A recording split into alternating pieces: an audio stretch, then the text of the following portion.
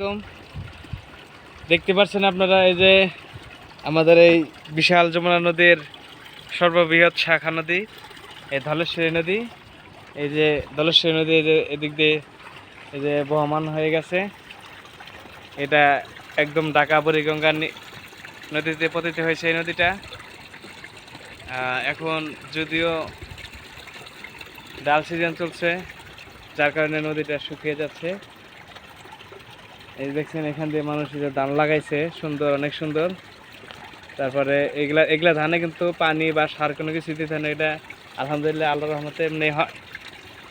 এই যে এপাশে ধান লাগাইছে, তারপরে এই যে পেঁয়াজ, রসুন, আলু, সস এদিক দিয়ে মানুষ লাগাইছে, অনেক সুন্দর, মাশাআল্লাহ, আল্লাহর রহমত।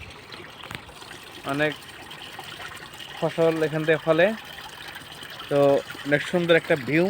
যারা দেখতে চান বা ঘুরতে চান, ঘোরার জন্য সুন্দর জায়গা পাবেন, এখানে আসবেন।